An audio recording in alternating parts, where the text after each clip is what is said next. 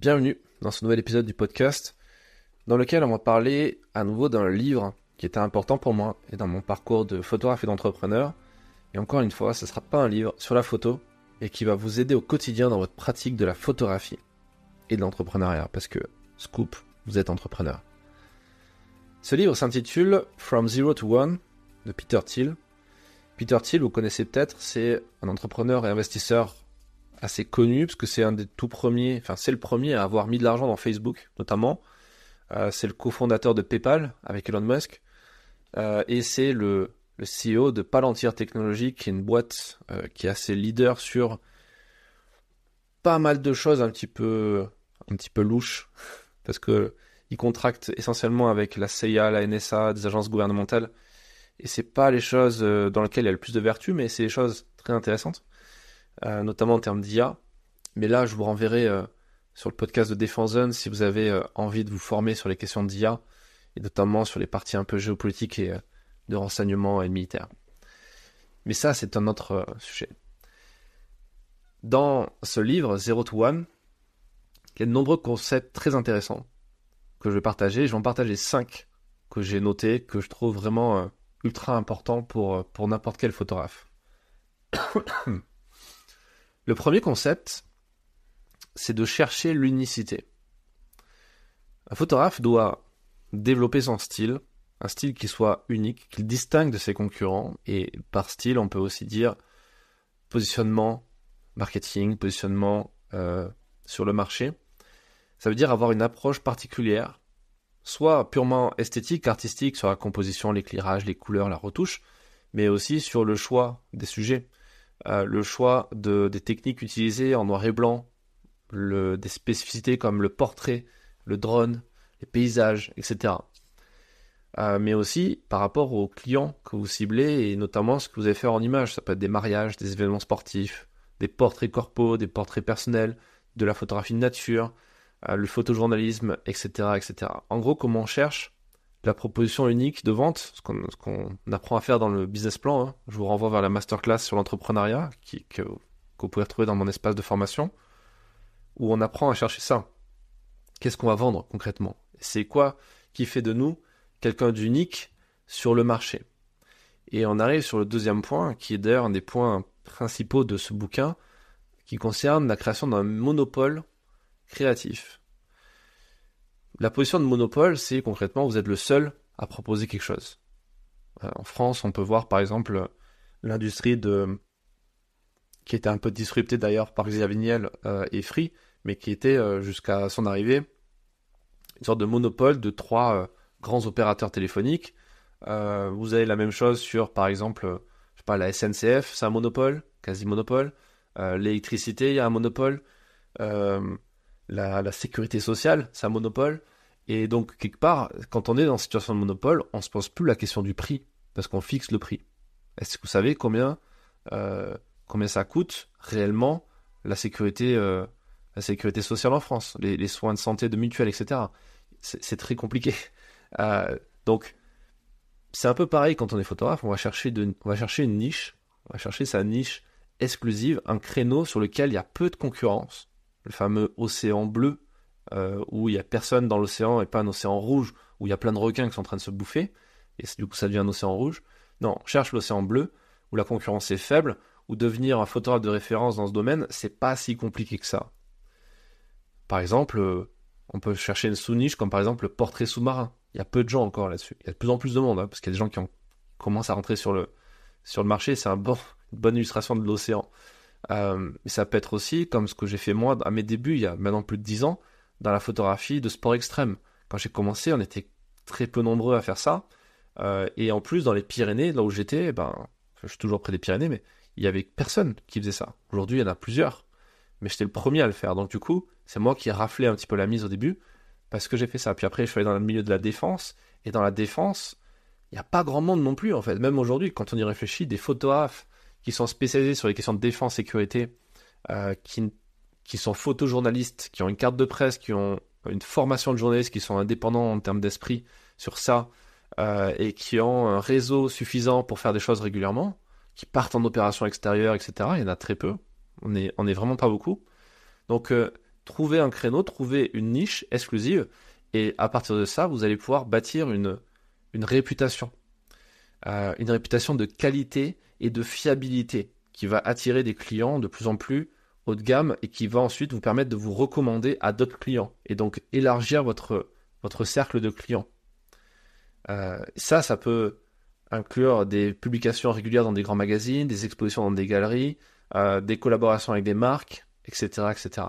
Et d'ailleurs, sur ce point-là, n'oubliez pas que c'est le professionnalisme et la question de la qualité d'une prestation, c'est largement sous-coté. C'est complètement sous-coté. Aujourd'hui, la plupart des photographes qui se lancent, ils pensent que le plus gros problème qu'ils vont avoir, ça va être de trouver des clients. Et en fait, c'est faux. Pourquoi ? Parce que ce qui fonctionne réellement pour trouver des clients, c'est le réseau. Là, je viens de vous économiser des heures de live avec des formateurs.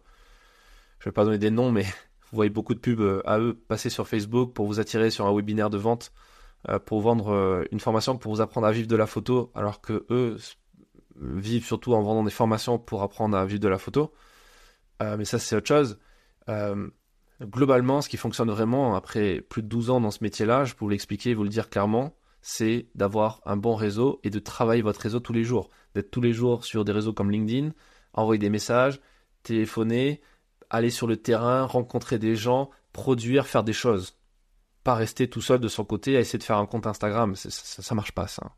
Il faut sortir, se bouger le cul et aller faire des sujets, les proposer à des magazines, les proposer même à des magazines comme le mien, Défense Zone. Depuis que j'ai lancé l'appel à candidature, j'ai proposé à plein de photographes de proposer des sujets, je les achète. Alors oui, je vais pas payer aussi bien que Paris Match, mais je vais payer quand même un petit peu. J'ai très peu de propositions. Pourquoi ? Parce que les gens proposent pas, les gens ont pas envie de se faire chier. Et parmi le peu de propositions que j'ai, j'en ai très peu qui sont adaptées, quasiment aucune qui est adaptée à ce que je demande, parce que les gens n'ont même pas fait l'effort d'aller feuilleter le magazine dans un kiosque, ou le télécharger en ligne. Le numéro 1 est gratuit en téléchargement. C'est pas compliqué de feuilleter un magazine, de proposer quelque chose qui est cohérent. Et la plupart des gens ne le font pas. Donc, c'est sous-coté, le professionnalisme. Vraiment, le vrai obstacle pour n'importe quel photographe qui se lance, c'est d'être professionnel. De se former là-dedans et d'avoir le recul nécessaire et d'avoir la volonté, l'humilité de se dire il faut que je me forme à être plus professionnel et que j'apprenne ça, cette compétence. Et pas que je me dise c'est bon, je sais faire parce que je viens de tel groupe ou telle formation, tel machin. Non, concrètement non. Autre point important dans le bouquin, c'est la question de la vision à long terme et la croissance. Alors, n'en déplaise à tous les gens qui vont me parler de décroissance, etc. Mais la croissance, c'est ce qui permet derrière d'avoir du profit, du prestige. Rapport à précédent épisode sur la question, je vous renvoie dessus le prestige versus le profit, comment on gagne de l'argent, et comment déjà on arrive à dépasser ces blocages par rapport à l'argent. Ça marche avec une vision de long terme pour notamment sa marque personnelle, ce qu'on appelle le personal branding. Ça veut dire concrètement comment on se présente au monde, comment on est identifié par le reste du monde. Donc comment on développe son portfolio, un portfolio que soit cohérent, qui montre que le meilleur, qui montre pas des photos un peu mauvaises, donc qui va nous desservir, n'en montrer que le meilleur. Et il y a une présence en ligne forte, j'en parlais, LinkedIn, etc. De publier ces photos, d'accepter au début d'être publié parfois gratuitement ou pas très cher. Moi j'ai commencé par la Dépêche du Midi, ça paye pas comme Paris Match. J'ai commencé ensuite par de la presse spécialisée, ça paye pas comme Paris Match. Et après j'ai eu Paris Match. Et là ça paye comme Paris Match, c'est cool. Mais on n'a pas de 0 à 1000 comme ça le truc. Il faut passer de 0 à 1, d'où le titre du bouquin. Il faut y aller étape par étape. Et l'étape de 0 à 1 est toujours la plus difficile. Mais c'est celle qui va être toujours squeezée par tout le monde en fait. Les gens n'ont pas la patience de faire de 0 à 1. Ils veulent 0 à 1000. Ils veulent de 1 à 1000. Mais il faut passer de 0 à 1. Pour ça, un conseil, c'est de diversifier ce que vous proposez. Proposez, pourquoi pas des livres, pourquoi pas des expos, pourquoi pas des collaborations avec d'autres artistes, avec des entreprises. Proposez des formations aussi. Proposez des services dans d'autres zones géographiques que la vôtre. Voilà, essayez de trouver des solutions par rapport à ce que va rechercher le client, le marché. Et pour ça, il n'y a pas de secret non plus. Il faut faire des business plans. Il faut établir un plan de croissance sur plusieurs années.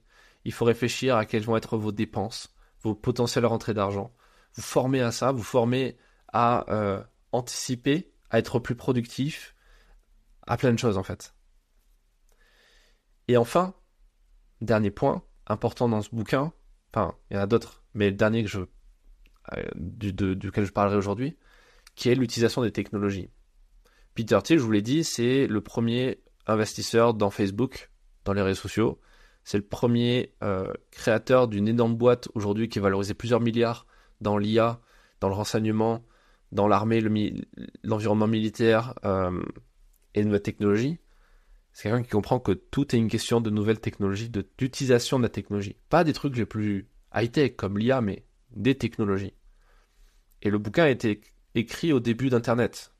Donc, oublions pas aussi que le mec a cofondé PayPal. Un peu une vision quand même de... À l'époque, PayPal, quand ils ont lancé PayPal, il n'y avait pas de banque en ligne. Hein. C'était inconcevable, complètement impensable de faire des achats en ligne et de payer. Enfin, il y avait les premiers achats en ligne, il y avait eBay et tout, mais c'était impensable d'avoir une banque en ligne, d'envoyer de l'argent comme ça, sans passer par un guichet de banque. C'était bizarre. Donc, si on veut être visionnaire, il faut être capable d'utiliser les technologies. Et la photographie est un univers où la technologie est extrêmement présente.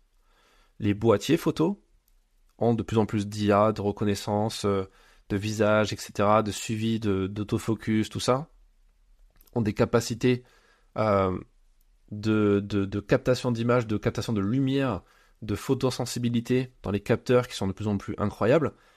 Et puis il n'y a pas que les appareils photos, il y a aussi le smartphone qui est en train de devenir un appareil photo en soi, vraiment, avec beaucoup plus de technologie que dans n'importe quel appareil photo.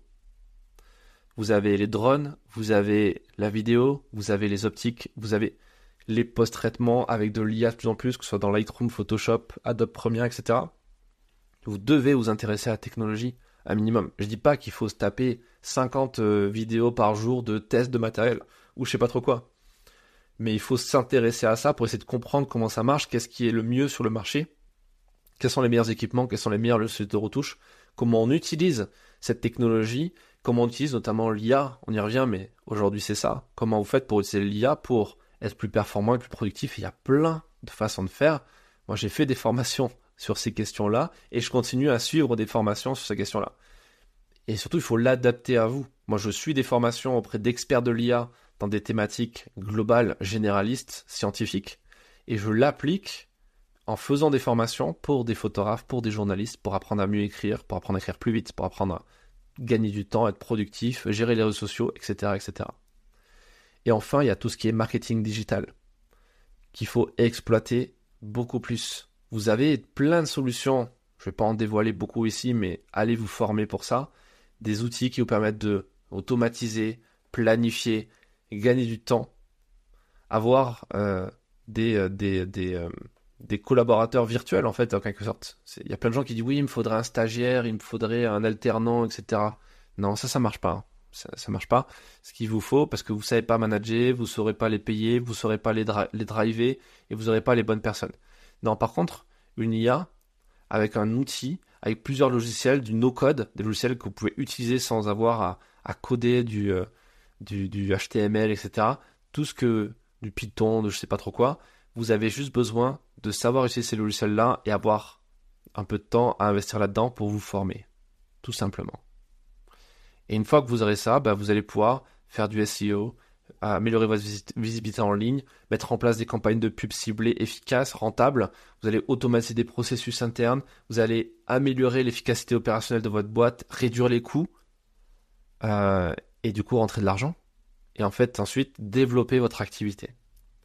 Donc ça fait beaucoup de bons conseils que je viens de vous donner pour les photographes professionnels, mais aussi les photographes avertis, parce que faut pas se leurrer, l'apprentissage il est continu. Longtemps j'ai essayé de me poser la question je me suis posé cette question, est-ce que je considère que les gens qui écoutent ce podcast sont des photographes débutants, qui veulent se lancer dans le métier, ou est-ce qu'au contraire c'est des gens qui sont là depuis 10, 20, 30 ans parfois, qui ont besoin de se relancer, ou qui ont besoin d'optimiser, au-delà de se divertir, quoi. Et en fait je me rends compte qu'il y a les deux. Et tout simplement parce qu'on est tous au même niveau. Peu importe que vous ayez 1 mois d'ancienneté dans le métier, ou 10 ans, ou 30 ans d'ancienneté, vous allez tout le temps apprendre quelque chose. Je suis parti en reportage avec Patrick Chauvel. Quand j'étais en Ukraine, le soir, on le passait sur Lightroom. Je lui montrais un peu le process de Lightroom. Je lui montrais des choses. Il apprenait après 50 ans de carrière dans le photoreportage de guerre. Et ça marche très bien, en fait. C'est bien d'avoir cet état d'esprit-là, d'apprendre de tout le monde, peu importe leur âge, peu importe leur expérience. On a tous à apprendre des autres. Ce qui fonctionne, c'est l'humilité, qui est, encore une fois, une capacité tellement sous-cotée, tellement importante, qui est de se remettre en question pour tester de nouvelles méthodes, pour progresser. Et ce bouquin, pour le coup, From Zero to One, de 0 à 1, je vous le conseille parce qu'il va vous inspirer. Celui-là a été traduit en français, donc vous pouvez le lire en français, à la différence du précédent épisode sur Thinking in Bets, qui est que en anglais pour le moment. Peut-être que quand vous écouterez, il sera sorti en français. En tout cas, le bouquin de Peter Thiel est disponible pas gratuitement, mais disponible en français. Donc lisez-le. Si vous êtes dans une bibliothèque, ce sera gratuit. Pour ceux qui vont dire oui, mais t'es sympa, mais nous on n'a pas d'argent à mettre dans des bouquins. Ok, ça coûte 10 balles un bouquin, 15 balles un bouquin. C'est gratuit dans une bibliothèque. Et ça aussi, c'est tellement sous-coté. Et la plupart des enseignements clés que j'ai eu dans ma vie, c'est dans des livres que je les ai eus. Et il y a beaucoup de gens qui vendent des formations en ligne ou qui pourraient être résumées en livres. Maintenant, c'est sûr que quand on met beaucoup plus d'argent dans une formation, on est beaucoup plus incentivé, en tout cas beaucoup plus motivé pour avoir des résultats. Donc ça marche aussi, ça dépend de votre façon d'avancer dans la vie.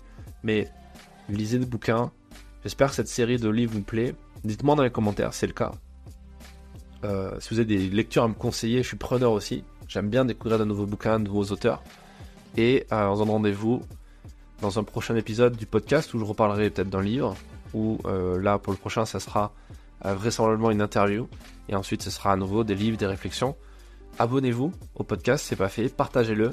Merci pour votre écoute. Et je vous dis à jeudi prochain pour un nouvel épisode du podcast.